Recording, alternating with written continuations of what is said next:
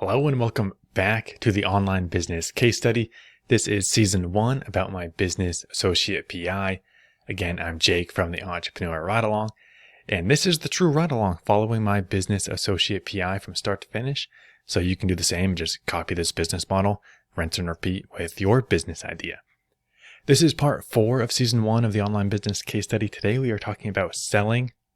In part 3, we talked about the launch. In part 2, we talked about validating the idea. In part 1, we talked about how I found this idea and stumbled across this idea into a profitable niche. So today we're talking about selling. We're really getting into how I launched this business. Well, last episode we talked about the launch. Here's how I started selling and making money in this niche. Again, if you want to follow along with the whole case study, there's 8 parts in this case study. It's going to be an ongoing case study that'll update year over year as I progress through this business. You can go to theentrepreneurridealong.com/OBCS. OBCS, of course, stands for Online Business Case Study. So that's where you can find the full case study and go back and refer to parts 1, 2, and 3. So let's dive in. In part 3, I talked about the launching of the website and the business in general. Today, what I didn't talk about last week, and today what I'm going to talk about is the product launch. So I launched the business in March of 2015, just had the website up there, started getting traffic right away, started getting some email subscribers. I didn't launch a product until April 2015. So, well, I said not until, but really the month after I launched the business, I had a course going right away. I published a course called for the API 28 exam. If you remember from the previous episodes, I was studying for this certification, the API certification, and the CPCU certifications, 2 insurance certifications that I had to study for my day job. Well, I'd passed this exam, the API 28. At this point, I'd passed like 3 or 4 exams on my way to earning these 2 certifications. So I chose to start with this one. It's called the API 28. I chose it simply because it was the first course that I took. It was the easiest one. It was the least amount of content, easiest to pass. So it was the easiest for me to quickly create and publish. It took me about 1 month to write this course. I wrote a full course. I want to say it was about 8 chapters long, all text-based. I just took my notes from taking the exam and kind of bullet points, heading with bullet points and definitions. Really, really simple structure. That was my course, and it was just pretty much my shorthand notes of here's what you need to know to pass the exam. Oh, you're talking about risk management? Here's what you need to know about risk management. And then I wrote up probably 150 to 200 practice exam questions. And these were just simple things like, what is the definition of risk? What is the definition of insurance? Along with some more complex scenario and case-based questions, because those were the type of questions on the actual exam. And that was one of my big differentiators, is writing better practice exam questions using these case questions that actually prepare you for the exam. So I wrote a bunch of those questions as well that were like, oh, okay, you're an underwriter and you're insuring a homeowner's policy. What would you do in this scenario when there's a fire? How much would you pay for a claim or something like that? So really tough questions like that. And I'd spend some time writing those questions, and they take a little bit of time to think through case questions like that and write them. So it took me about a month. I was probably writing every single day. I'd say I was writing about 1 chapter every day or 2. And then I would do the practice exam questions, maybe 20 to 30 per chapter, again, every day or 2. So I cranked through it in about a month. I published the course to my WP LMS WordPress theme. That's what I was using at the time. I now use Thinkific. I launched it out there. I created the course. I built it, programmed the whole thing in my WordPress theme, launched it out there to an email list of about 50 people. And I put it on my website where I get about, at this time in April, I was maybe between 500 to 1,000 monthly visitors on my website, coming in through my blogs and through things and content that I was creating and posting out there on the internet. I didn't sell a single course. This launch brought in no money at all. It was so deflating selling this course. I launched it out there. I was ready for the money to come rolling in. I was ready to quit my day job. Like I really thought I'd be making a couple $1,000s on the launch. I thought I'd be putting out there and I'd be making, 5, 10, 15 sales per month of this one course. That's what I expected. I made a critical mistake. And I figured this out once I evaluated after a few weeks of really pushing this course and nobody buying, not one single bite, not one single sale. I learned that almost nobody was studying for this exam. I happened to be studying for it. Other people at my company were studying for it, but we were probably some of the only people studying for this niche certification. The API, I learned, is a really specific it's like a small certification that not a lot of people study for. In general, there's not a lot of people studying for insurance certifications. And I chose a very niche insurance certification with the Associate in Personal Insurance, which was, first of all, you have to be in personal insurance, you have to be in underwriting, and you have to be willing to study for the certification, which you don't need because you already have your underwriting license. So there wasn't a lot of people taking this exam. In fact, I did the keyword research on this afterwards, which was my mistake starting out. I learned that only 50 people per month are even searching for the term API 28 on Google. That's almost nobody. That means I had a market of about 50 people per month that I was trying to convince to buy this course when they could just go to the main institution and buy the exam. They already knew this was an easy exam, so they could just buy the main organization's textbook, study and pass this exam really quickly. They didn't need me with my better, fancy course. So I didn't sell any. I still sell this course. At most, I maybe sell 1 or 2 of these API 28 courses per year. And that's about, so right now this course is around $400. So right now, all that work that I went into this, I maybe make $400 a year from that product launch. So I made a big mistake, but it was a big learning lesson. That was my first product launch. In fact, that was really the first fully complete product, the first course I'd ever created and tried to sell. So a big mistake. I launched the API 28, didn't sell a single course. But I learned. Like I mentioned, I did the keyword research after I created the whole course, put it out there, realized nobody was buying. I was like, oh man, I must have made a mistake. I went and checked the keyword research. And of course, I found out that almost nobody is studying for the Associate in Personal Insurance certification. Nobody is studying for that specific exam. So I'd passed 2 other exams at this point, the CPCU 555 and the CPCU 556 exams. These were for the much bigger, popular certification called the CPCU. That's really the main certification that I was studying for. The API was this other one on the side. There was like a quick add-on exam. I could just study for that and get a quick bonus from my company if I earned this small, tiny designation. The CPCU is the behemoth, 8 exams. It's like the CPA of the insurance industry. Everybody gets it. Not everybody, but a lot of people study for it. And it's really popular. You say CPCU in the insurance industry, everybody knows what you're talking about. You say API, people look at you funny because they don't know what that means. So I quickly moved on and I started creating courses for the CPCU certification because I did my keyword research there and I realized, okay, now there's a couple hundred people per month searching for the CPCU 555 and CPCU 556. Now, those were good courses to start with. And I found that there was like 12,000 people per month searching for the CPCU certification. So there's a much bigger market of people studying for this exam. I know that a couple thousand people per year earn the certification, but a lot more are taking the exams, just not as many people get through all 8 of the exams to earn the certification. But I had a good baseline that at least I had a much bigger market than the 50 people per month. Probably not even 600 people per year are studying for the API exam. So again, I had a much bigger market size. So I launched the CPCU 555 course.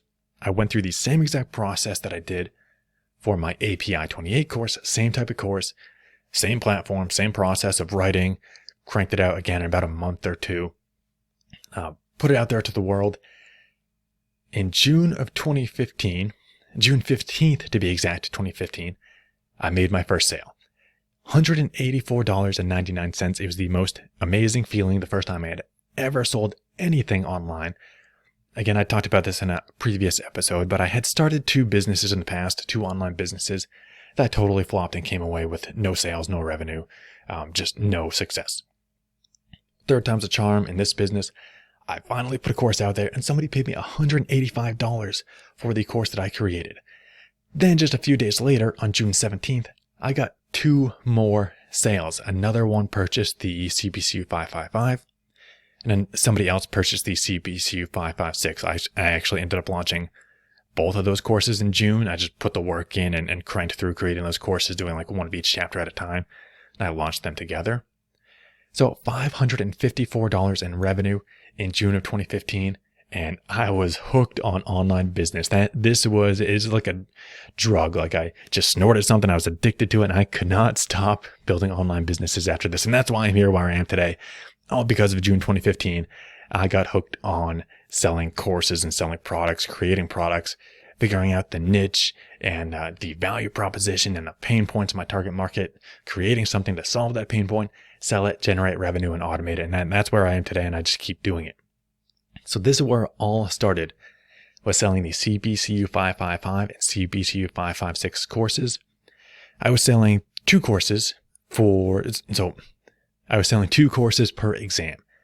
So I had a full course, which was like everything included, study guide, full textbook.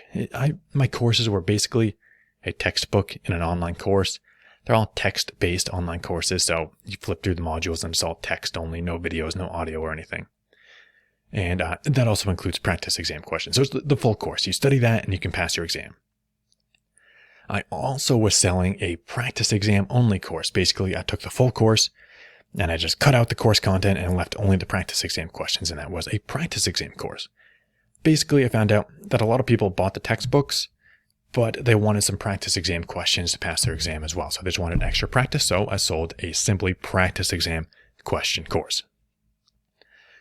And that was $49.99, so $184.99 for the full course, $185, $50 for the practice exam course. So at this point, I had 4 courses live for 2 exams. When I launched, I had probably 150 people total on my email list. And at this time in June, I probably had 1,000 people per month visiting my website. And so that means in June, I launched out to those 150 people and those website visitors. And that's who ended up buying my courses. Actually, all the sales came from my email list, the people that were on my email list. They downloaded my lead magnet, which was a free practice exam that I was giving away. Anybody studying for the CBCU 555, I said, download this practice exam and I'll give you some free exam questions. Then I'd send them through a series of emails and I would sell my course that way. Also for these 2 courses, I wrote them, April, May, and June. So I launched my other course in April. That didn't work. So I spent most of May writing these 2 courses. And the reason I was able to do it so much faster is because I hired a virtual assistant for this course. And the virtual assistant would help me program the courses on the website, which I found took a lot of time when I was doing it for the API 28 course. It just took hours. I don't remember how much, probably saved me 20, 30, 40 hours of work, taking my notes and programming them into WordPress and just making sure it works properly. I found my virtual assistant through Upwork, upwork.com. And I still use her today. At the time I hired her, she was $4 per hour. She was living in Croatia, so the exchange rate just worked out. So she was selling her services for cheap compared to the US dollar because of the exchange rate. Now she's since moved to London, where of course the exchange rate is almost 1-to-1. She needed a raise and of course well deserving to afford her new cost of living. So now she's being paid about $12 to $15 an hour, I believe is where we're at, depending on the project.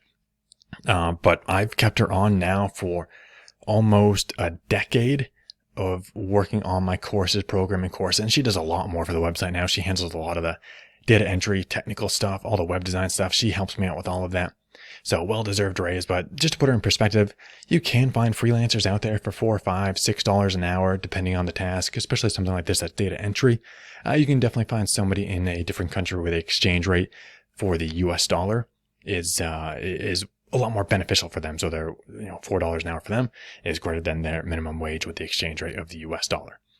So that's how I hired my first VA, because of course I didn't have any money at this time. I wasn't making any revenue. I hadn't sold any courses yet.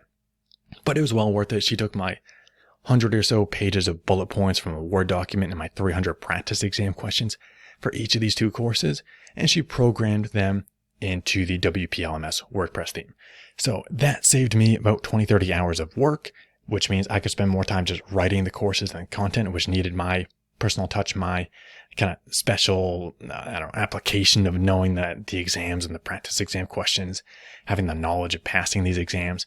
I had to create the courses, but I did not need to do the programming and all the technical stuff. So I hired somebody to do that. It saved me a ton of time.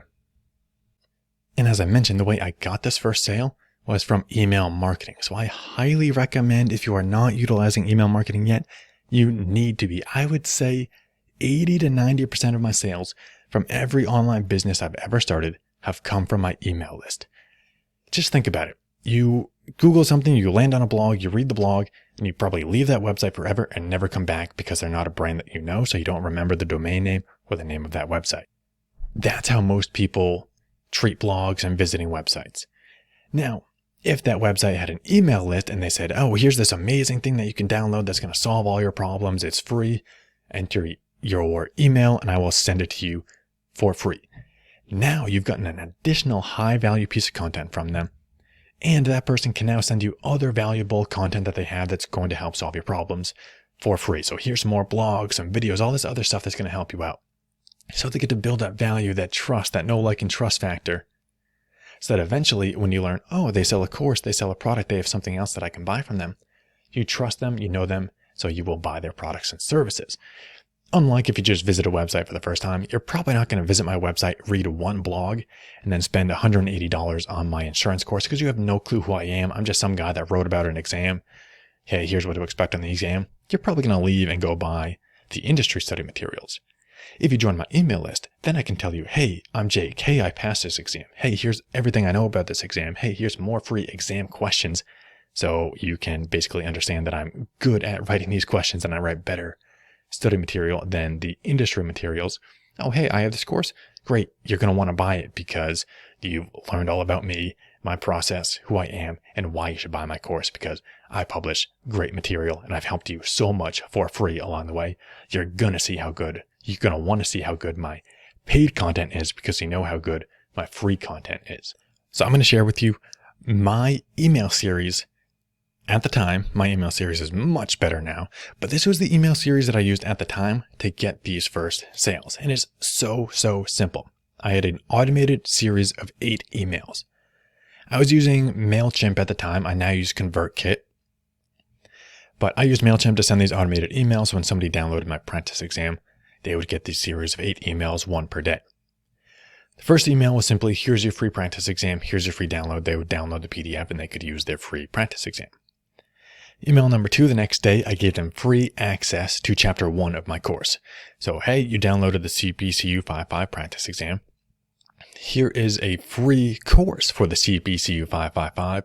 It's chapter 1. You get access to the full chapter 1 of my course and the practice exam that goes with chapter 1. So great. A bunch of people signed up for that because, hey, a free course. Let me see what this exam is all about. And let me get more free practice questions. A lot of people signed up for the free trial. And that also helps me showcase my course. And hey, I have this course in the first place. You are already using it. And basically upgrade to get the rest of the chapters. Third email, I sent them a blog that I had written about the most important topics of the exam. And it was simple like, hey, you need to know the most important topics? Here you go. Here's the blog. Fourth email was a sales email, my first official sales email. The title was Pass Your Exam Guaranteed, because I offer a money-back guarantee. If you buy my courses and you use the course but don't pass your exam, I will issue a full refund for the price of the course, because I can guarantee that if you use my content, if you use the study guide, if you take all the practice exam questions, you will pass your exam. And that's a bold statement, but it's true. And I have like a 99% pass rate with my courses. And that's something I publish all over my website is that, hey, I offer this guarantee. Hey, my pass rate's really high. So that is my big first sales message is like, it stands out. I can guarantee that you will pass your exam. And then in that email, I lay it out, say, hey, I offer a money back guarantee. If you use your course, don't pass, you get your money back. So big sales message right there. 4 emails in just 4 days later after joining my email list. Day 5, I'm back to sending them value. I send them a blog with more sample practice exam questions. It's another blog that I wrote with 5 or 6 sample questions and a breakdown of how I would approach solving that question and what the correct answer is. So people go and read that blog. And I should mention in each of my blogs, when I'm sending people to a blog to go read this blog, I'm talking about my online courses in there. And when they're on the blog, they can see my menu bar in the header. Okay, he sells courses. Oh, he offers a money-back guarantee. Oh, he's got a bunch of testimonials. So I just want to send people from the email to the website. Hit the website. On the website, you will see how great I am, these great blogs that I write, and you'll subtly be seeing me talking about my online course because in the practice exam questions blog, I say, oh, these questions come right from my online course for the CPCU 555, and I hyperlink to it so they can go, oh, he offers a course, let me check that out. And they'll see in the header and the menu bar, like, oh, okay, he's got some courses, let me check those out. So just another way to be subtly selling is sending people to a blog where they can, again, get value, but also read about your course and see that you are selling something. So that was number 5. I sent them to another blog that I had written. Email 6, I say that you can get more practice exam questions, and that was another sales email, letting them know that, okay, if you don't need the full course, I offer a practice exam course that is just 300 practice exam questions. It's only $50. You can buy that instead of the full course. Another sales email there. Email number 7, I say pass your exam in 2 weeks. That's another big part of my value proposition. My value proposition is pass your exam in less time with less effort, or less studying, I think it says. Pass your exam in less time with less studying, guaranteed. That was the pain point that I identified, if you remember, in I think it was episode 2, where we talked about validation of the business idea. Episode 2 of the online business case study, season 1. I learned that the biggest challenge that people have is not having enough time to study for their exam. They just said, I want to pass my exam in the least amount of time with the least amount of studying. That was far and away the biggest piece of feedback that I got. So that's how I built my courses. Easier to read, easier to study, straight to the point. Here's the important topics. You just crank through this course and you'll pass your exam. So email number 7, I said, pass your exam in 2 weeks. Here's how. I would lay out a study schedule for them. What they would do over the next 14 days when using my course, how they would study 1 chapter per day, do 1 practice exam per day, and by the end of those 2 weeks, they are ready to pass their exam. So there's number 7, another sales email, with also some information in the email about study schedules, which adds a little value. And email number 8, the last email in the series, just simply said, good luck with your exam. If you need help, I'm here to help. Just reply to this email. Oh, by the way, here's my online course. You can check out the course. Make sure you get the free trial, all that stuff. It was just like a closing email that, again, one last time mentioned my course and how great it was. I would also send out a broadcast email. I still do this today. I send out 1 broadcast email, which is basically, it just means it's not automated. It goes out to your entire email list. And it's an email you write that day. Basically, you schedule the time that it goes out, but it's not this automated email series where everybody's receiving those same 8 series of emails, no matter when they join the email list. This is like, okay, I'm going to type this email up on Monday. I'm sending it out today. I'll send out 1 of those per week. And generally just like, hey, did you check out our difficulty blogs? Or hey, did you watch this video series that's going to help your exam? Well, that is actually how I got my first course sales. I announced it through a broadcast email. I just sent it out to my entire list and said, hey, I'm launching the CPCU 555. That's when the first course came in. Next courses came in through the automated email series. They were going through the free practice exams. They saw my sales emails and they started buying the course that way. So I just do this. I just wanted to explain this to show you how simple email marketing can be. Just get started. Start capturing leads. Send a simple automated email series. 8 emails. That's all you need. That's what I did. And you can start getting sales. I see far too many people that are not utilizing email marketing. It is so much easier than people make it out to be. It is not a complex process. It is simply, here's a free download of something cool, and here is 8 automated emails. That's all you need to get started right now. And it will lead to more sales and more traffic on your website, more visibility on your blog, stronger leads, stronger connection, more trust, and people are more willing to buy your products and services when you launch them. So you have to be using email marketing if you have an online business. If you are watching the YouTube series here, you will see a screenshot of my email. I took the screenshot of the email, pass your CPCU 555 exam guaranteed. That was my sales email. You will see how ugly it is and how that still converted sales simply because I was putting my sales messaging in front of people when they otherwise would not have seen it. If they just landed on my website and read a blog, they would not have gone to my sales page and seen how great my course is. I had to send it to them in an email, and that's why they bought it. Just to describe it, it's simple text with a couple of bullet points to say, like, here's what's so great about the CPCU 555 comprehensive course. I just lay out what's in the course and a big hyperlink that says enroll now. That's it. I just say, hey, we guarantee you'll pass your exam. Here's the benefits of the course. Click here to enroll now. And that got sales. That's how stupidly simple the email was. So that's what I'm saying. Don't overthink email marketing. Just keep it simple. just plain text, no images, nothing fancy. Just like you're writing an email to a friend or a colleague, and that's all you need, just text and hyperlinks. So check out the YouTube series if you want to see that. I'll also include it in the mini course. And in fact, I'm actually going to include this full 8-part mini series in this full 8-part email series. In addition, I'll include my current email series so you can see the difference. So I'm going to give you these emails so you can just copy them and plug them into your own email marketing. So you can just like take my sales copy that's already working, plug it into your email series, your email marketing system. So you can just take this same sales copy and just change the language based on your business and send these same emails to people because it's already been tested to work. So just take it and use it and apply it to your own business. That's in the mini course at theentrepreneurridealong.com/exam. EXAM stands for the exam prep niche. That's what this is selling exam study material. So that's where the mini course will be. I will give you all these emails here, the copy that you can take and just plug into your own email series. So you can just quickly get started with email marketing because that's what worked for me. It's going to work for you. So that was my first sale. That's how I got my first sale. But here's what I did to keep getting more sales. Of course, I kept launching new courses for different exams. The next course that I launched was for the CPCU 500 exam. That is my best selling course still to date. And that was, let's see, this would be the 4th course that I launched. Now the CPCU 555 and 556, that is the 5th and 6th exam in this series. The CPCU 500 is the first exam in this series of 8 exams. So you can imagine a lot more people are taking the CPCU 500.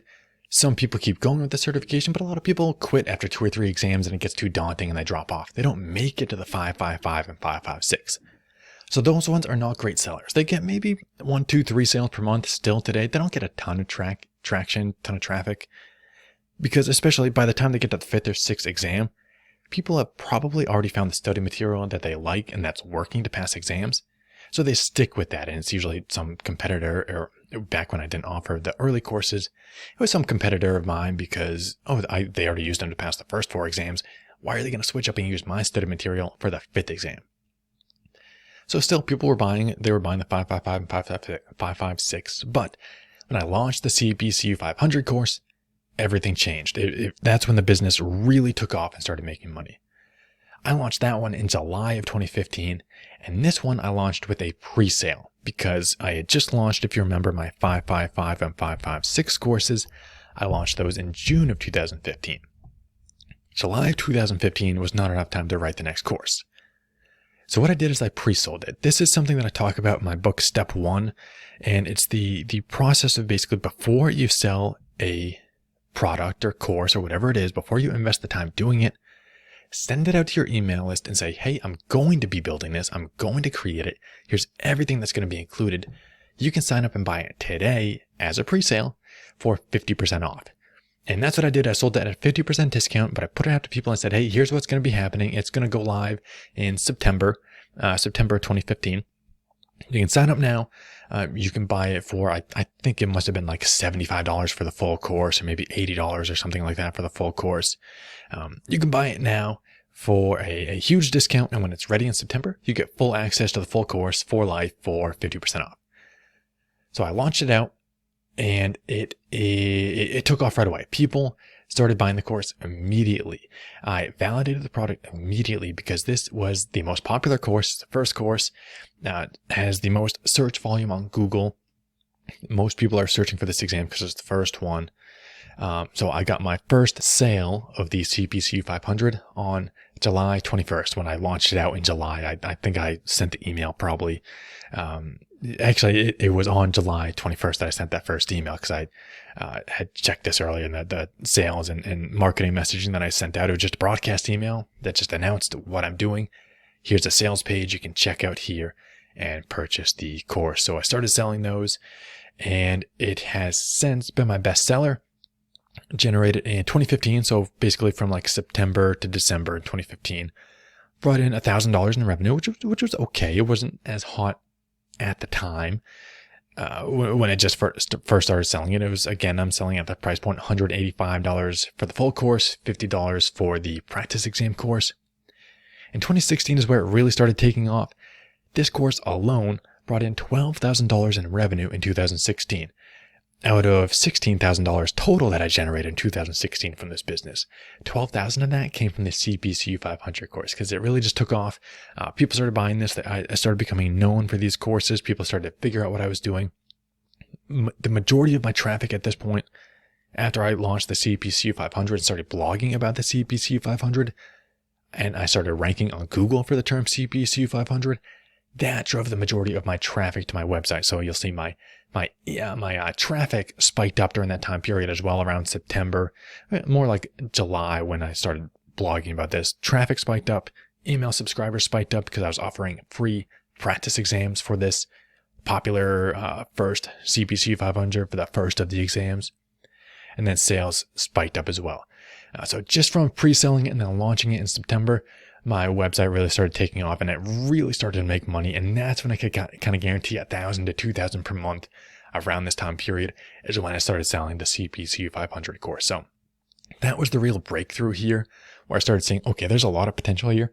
I'm going to finish writing all the courses now. I knew what I had to do next because more courses meant more sales, because it's a perfect opportunity for upsell in this market, because they come to me, they want to use my study material, they buy the CPCU 500, they pass their exam. What happens next? Okay, you have to pass the 520 next, the CPCU 520 next, the next in a series of 8 exams. I sell that course too. So they go from one course to the next, to the next, to the next, until they're with me for about a year or two and they buy all 8 of my courses. So it's an excellent opportunity for those upsells and just recurring revenue from people that keep taking these exams. So that was the CPCU 500. That was my next course launch. So that is how I got my first sale and then my next sales from my next courses with the CPCU 500. And that is what I wanted to share with you today. That story of how I got the first sale from this website, how my first course that I launched totally flopped. And again, after I had launched 2 businesses before Associate PI that totally flopped, that was depressing that I created a whole course that nobody purchased. Then I figured out the CPCU 555 and 556.